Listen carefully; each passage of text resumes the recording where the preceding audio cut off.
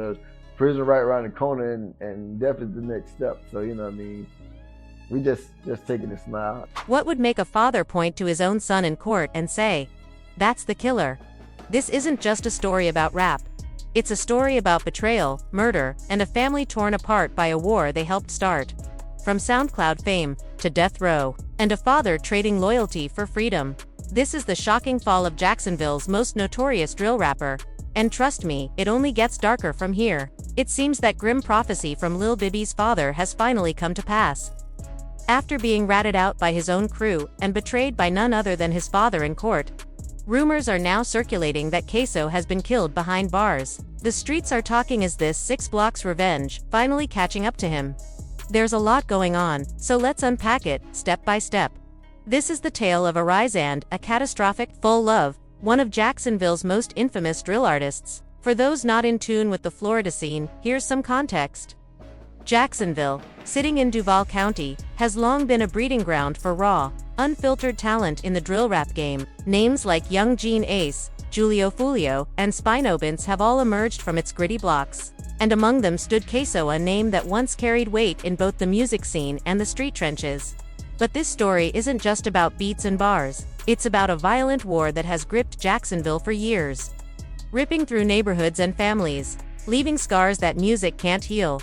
Born around 1998 or 1999, Ksoo's real name Hakeem Armani Robinson was just 26 years old when his journey took its darkest turn. But his story wasn't one of innocent youth gone astray.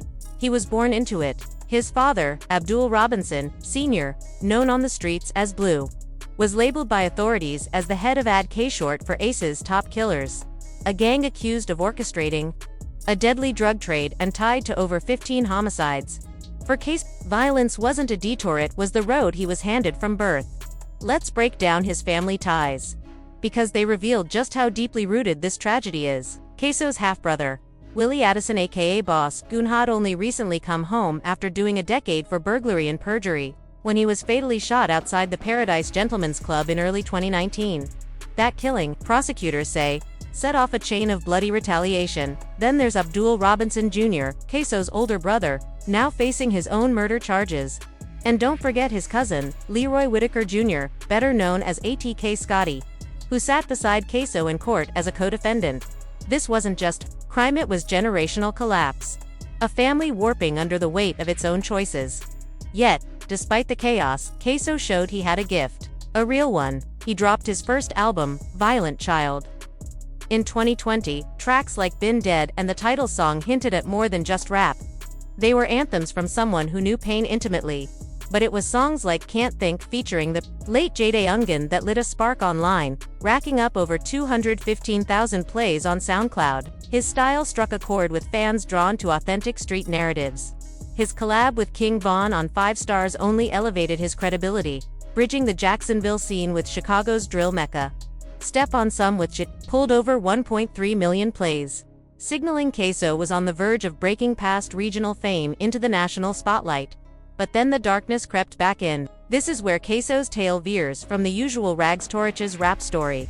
Prosecutors didn't just listen to his music, they treated it like evidence. His songs, they claimed, weren't just art, they were confessions. Tracks like Dead Ops and chilling lyrics, allegedly tied to real-life killings, became the centerpiece of the case against him. The most shocking piece, the cover art for his mixtape By Out, a haunting image featuring slain rivals, including 16-year-old Adrian by Gaynor Jr., who was Julio Fulio's cousin and a known KTA affiliate. That cover became a symbol of how blurred the lines had become between music and murder. I understand Ksoo dad been killed. Like, this been like that. You ain't with no, this wasn't working at no. He was like my little twin, Ksoo once said, even going as far as tattooing the boy's face onto his own. That's my little bro. But when you look at the bigger picture, when a grown man puts a slain 16-year-old's face on an album cover, and then raps about smoking Bibby, you realize just how far gone things were. This wasn't music anymore. This was a public war, and rap had become both the battlefield and the evidence locker. The Jacksonville drill scene that Ksoo helped fuel wasn't about lyrical competition or storytelling, it was real-life warfare. Dressed in 808s and YouTube videos, ATK, short for Ace's top killers, and their rivals KTA, Kill Them All, weren't just rap crews. They were warring camps with deep street ties, and their feud has left a bloody trail of over 20 confirmed deaths since 2018. That puts this beef among the deadliest in modern hip-hop. It all began to escalate in the summer of 2018.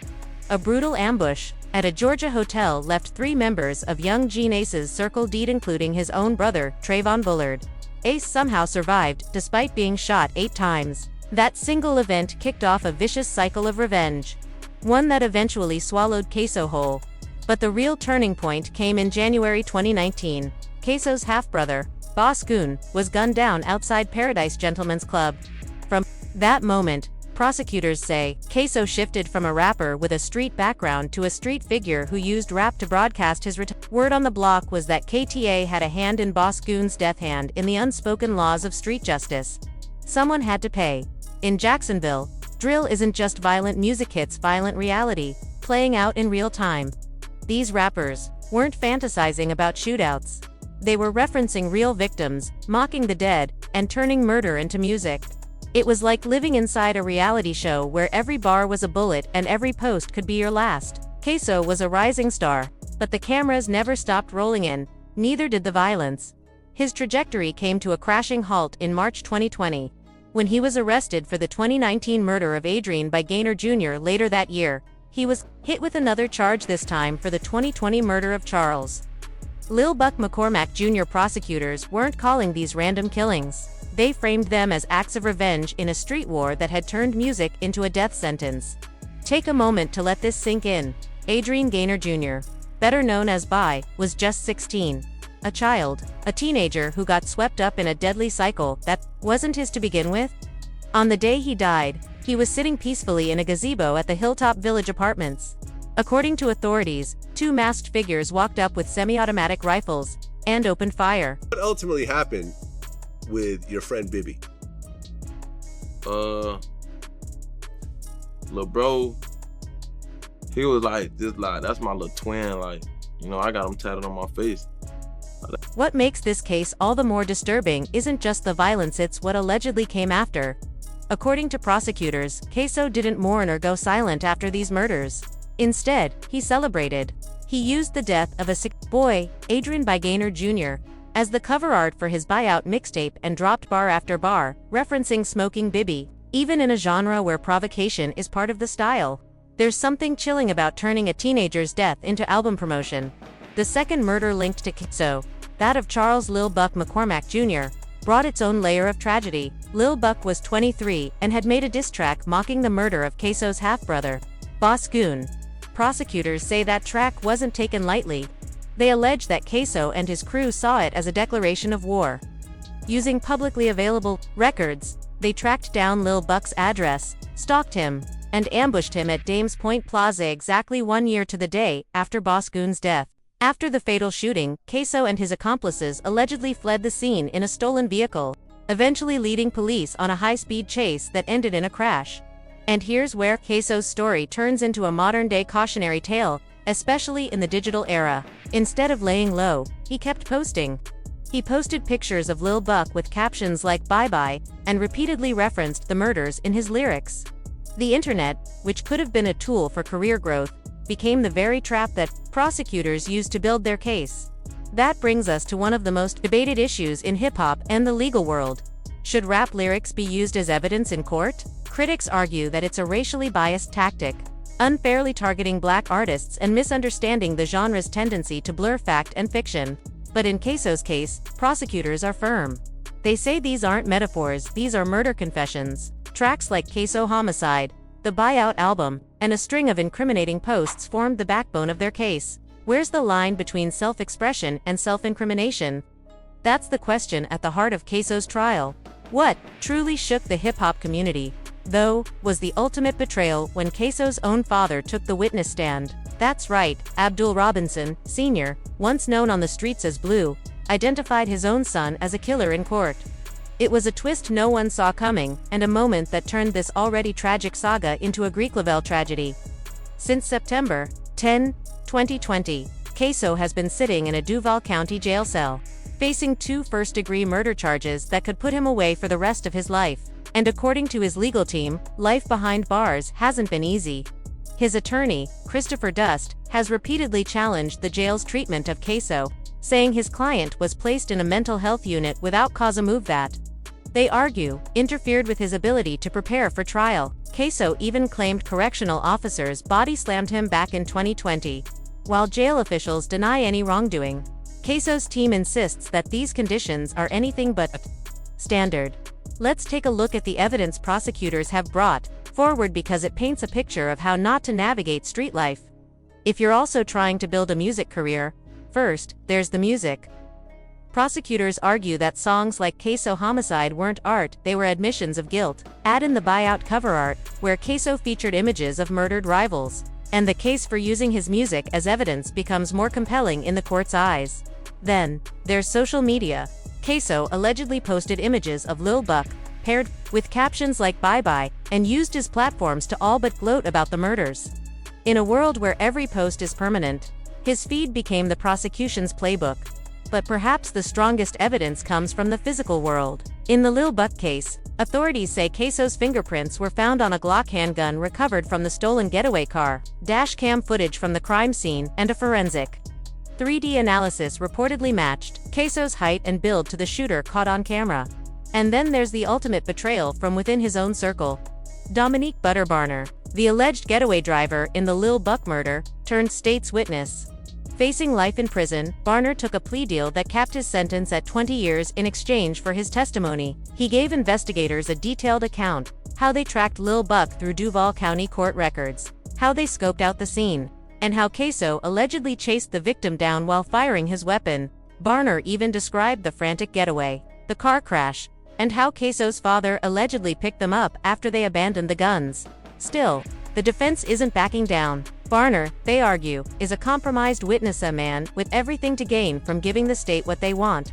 They've questioned his credibility, painting him as someone who's effectively being rewarded for snitching. But prosecutors say Barner's testimony lines up with physical evidence and other witness statements. Ksoo's lawyer, Christopher Dust, is banking on one key strategy: context. He says prosecutors are twisting lyrics and online posts to fit their narrative while ignoring similar actions from the other side, like Lil Buck's diss track, which mocked Ksoo's dead brother but isn't being scrutinized the same way. Dust wants the court to see this as what it is in his eyes: art, not a confession. Real talk, like 16, so I'm like, they're like, yeah, he had on a uniform or a gray sweater, burgundy shirt. I'm like, oh God, like I just hang up the phone. One of my god brothers walk in the house. He like, bro, they say. Ksoo's defense team has been pushing back hard, not just on the lyrics and social media posts, but on the physical evidence, too. They argue that the surveillance footage is far from conclusive. According to them, the shooter's identity in the video isn't clear enough to pin it on Ksoo, and even the witness descriptions don't fully match up. One key point: witnesses claimed the shooter stood around 5 feet 8, but Ksoo is well over 6 feet tall. These inconsistencies, they say, raise serious doubts. Still, all those arguments, every expert analysis, every legal technicality faded into the background on July 28, 2025. That's the day the courtroom, and the hip-hop world, was rocked by a moment no one truly saw coming. Abdul Robinson, Sr., Ksoo's father, took the witness stand. A man once known as the alleged kingpin of a TK's top killers, and reportedly feared in the streets. Abdul Sr. is 53 years old and had been facing a life sentence of his own. Prosecutors charged him as an accessory after the fact in the murder of Charles Lil Buck McCormack Jr. He was accused of helping his sons flee the crime scene and dispose of crucial evidence, including the firearms used in the shooting. But, in a twist that felt straight out of a tragic movie script, Abdul Sr. flipped bet. Rather than roll the dice on life in prison, he made a deal with the state. In exchange for his full cooperation and testimony against his son, his potential sentence was knocked down to a maximum of 20 years. The courtroom sat stunned as he turned. State's witness. Many in the streets once believed that if anyone would stay solid, it'd be him. But even the hardest men, it seems, can break when the stakes are high enough. As for why he did it, Abdul Sr. offered multiple explanations, each more complex than the last. Like, not even with his situation, but with rappers, like, that's how people get caught up nowadays. The internet. It started like something out of a prophecy. A warning from Lil Bibby's father, an ominous prediction that now seems to have come true. Ksoo, once a rising star in Jacksonville's drill scene, was betrayed by his own people, snitched on by his crew, and ultimately sold out by the man who gave him life. Word is, Ksoo has been killed in prison, and many are wondering, is this 6 Block's revenge? To understand the weight of this moment, you have to look back at the rise and fall of a drill rapper who embodied the violence and tragedy of his city. Jacksonville, Florida. Duval County has become a hotspot for some of the rawest street rap in America. Artists like Youngin Ace, Julio, Spinabints, and Ksoo turned their pain into playlists. But Jacksonville drill isn't just music, it's war disguised as entertainment. Hakeem Armani Robinson, better known as Ksoo, wasn't just another rapper caught in the streets, he was raised by them. Born in the late 90s, Ksoo came from a lineage of crime. His father, Abdul Robinson, Sr. aka Blue, was labeled by authorities as the leader of ATK, short for Aces, Top Killers, a gang allegedly tied to over 15 murders. This wasn't just a bad crowd Ksoo fell into. Sid was his bloodline. His half-brother, Willie Addison, known as Boss Goon, was gunned down in early 2019. Just after finishing a 10-year prison sentence, his other brother, Abdul Robinson Jr., is also facing murder charges. Even his cousin, Leroy ATK Scotty Whitaker, stood trial beside him. It was a family legacy soaked in violence. But Ksoo also had talent. Real talent. His debut album Violent Child in 2020 made noise, with tracks like Been Dead and Can't Think featuring Jadeungin gaining hundreds of thousands of streams. He even collaborated with King Von, signaling that his influence was stretching beyond Jacksonville. But the music that brought him fame would also bring him down. Unlike most rappers who use metaphor and storytelling, prosecutors argued that Ksoo was confessing to real crimes in real time. Tracks like Dead Ops and the controversial Buyout mixtape didn't just reference enemies, they featured their actual faces. Adrian by Gaynor Jr., a 16-year-old and cousin to rival rapper Julio, was murdered in February 2019. Not long after, Ksoo dropped an album with Bai's face on the cover. For many, this crossed a moral line. Artistic expression, or not, it was a grown man celebrating the death of a child. The violence didn't stop there. In January 2020, another man, Charles Lil Buck McCormack Jr., was murdered, reportedly in retaliation for dissing Ksoo's brother in a song. Prosecutors claim that Ksoo and his crew tracked Lil Buck using public records, stalked him, and ambushed him in broad daylight at Dames Point Plaza exactly 1 year after Boss Goon's death. They fled the scene in a stolen car and were chased by police before crashing. Rather than lay low, Ksoo did the opposite. He posted taunting captions on social media like "Bye Bye," referencing Lil Buck, and continued to include references to the murders in his music. This opened the door to one of the most controversial aspects of the case: the use of rap lyrics as courtroom evidence.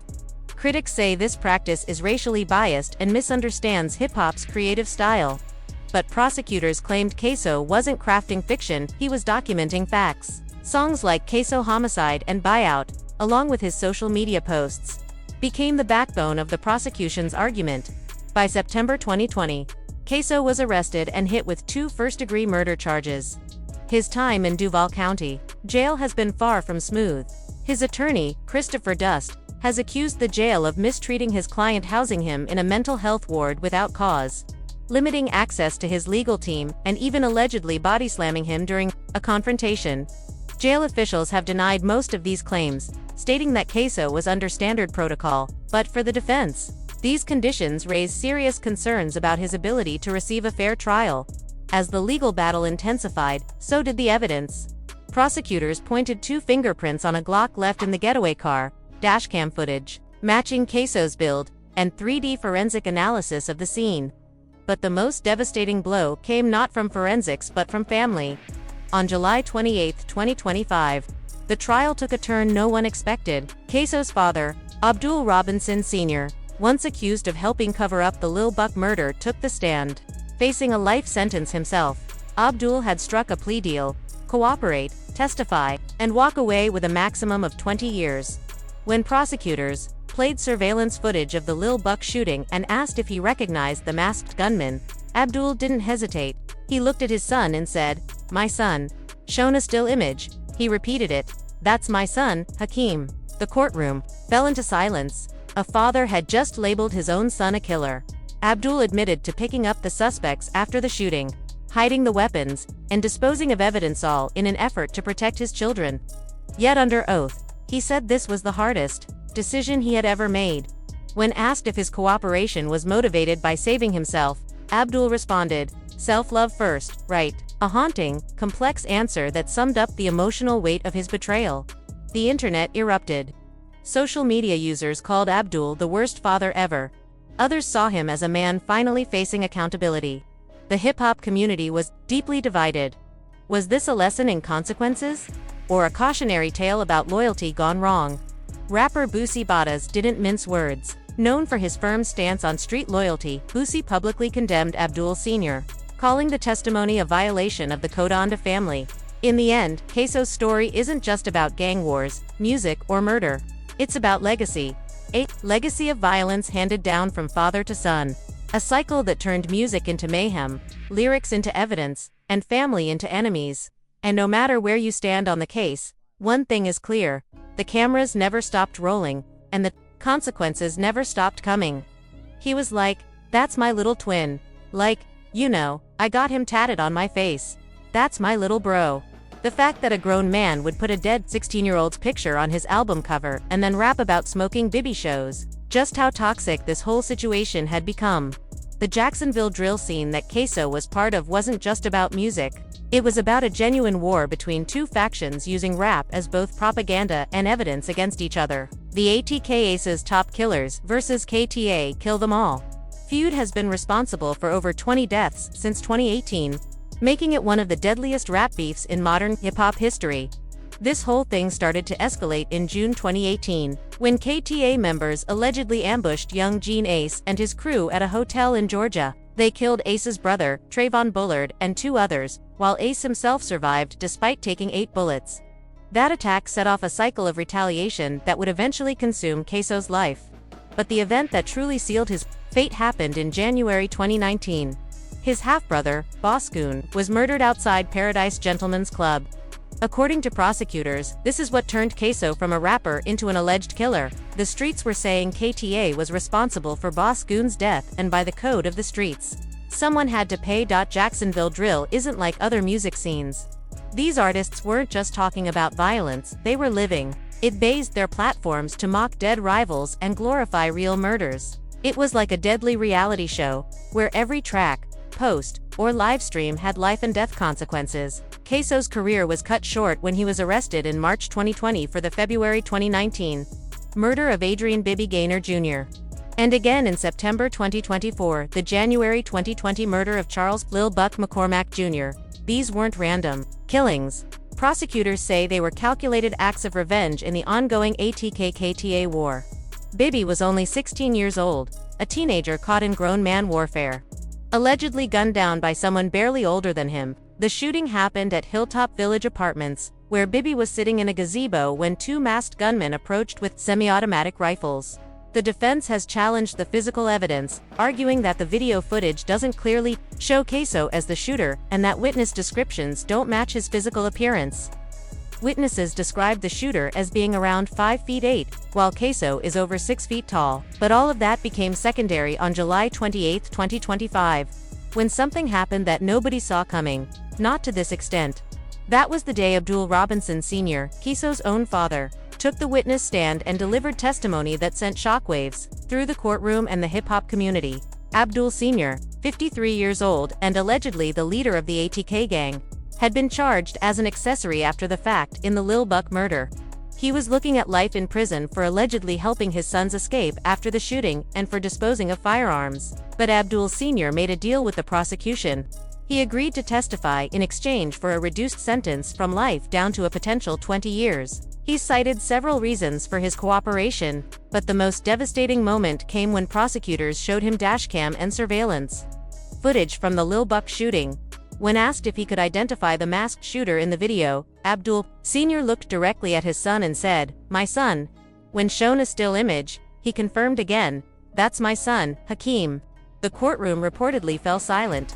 A father had just looked his son in the eye and identified him as a killer. He also testified about picking up the suspects after the shooting, hiding guns in his car, and later disposing of the evidence.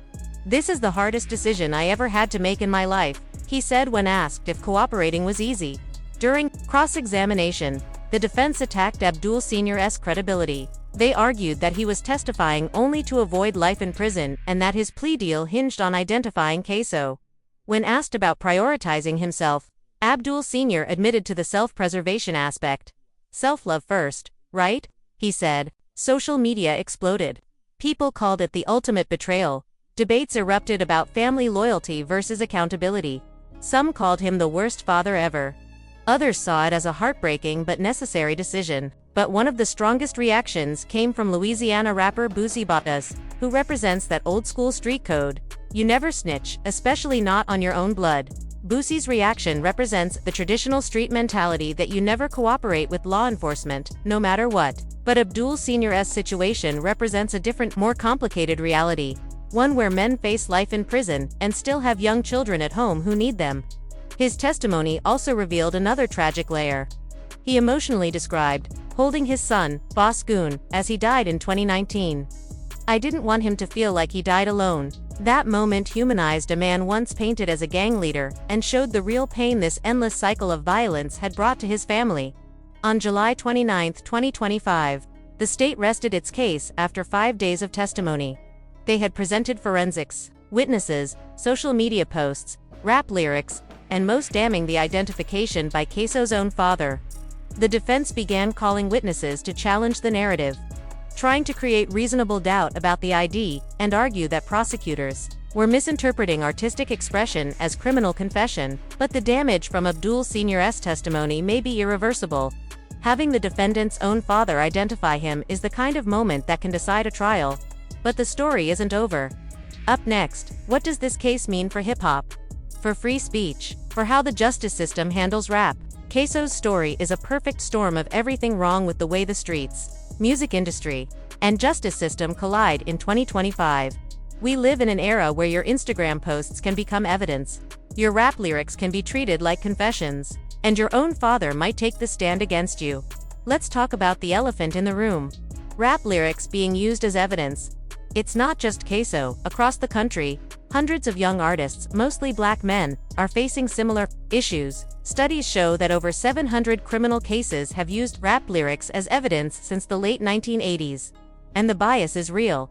When violent lyrics are labeled as rap, juries see them as literal and threatening. But if the same lyrics are labeled as rock or country, they're seen as fiction. Professor Andrea Dennis from the University of Georgia has written extensively about how rap is uniquely targeted in court. The justice system doesn't question whether Johnny Cash actually shot a man in Reno, but it will treat a rap bar as a murder confession. In Ksoo's case, the prosecution leaned heavily on songs like Ksoo Homicide, and even social media posts, arguing they weren't just art, they were admissions of guilt. And here's where it gets messy. Some of Ksoo's lyrics allegedly reference real murders, real victims, and even show images of the deceased. That makes it harder to argue they're just metaphor or performance. Bibi's mother has spoken publicly about the pain of hearing her dead 16-year-old son mocked in songs. That pain can't be dismissed. Some states like California have passed laws requiring courts to weigh the creative context before allowing lyrics into evidence. New York and federal lawmakers are considering similar protections. But Florida, where Ksoo is being tried, has no such laws yet. Then there's social media. In the past, committing a crime meant laying low. But now, artists build their brand online. And that temptation to document everything is dangerous. Alleged posts, including one of Bibi with the caption "Bye Bye," are being used in court.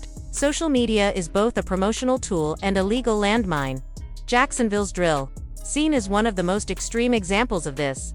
The ATK versus KTA feud has led to over 20 deaths.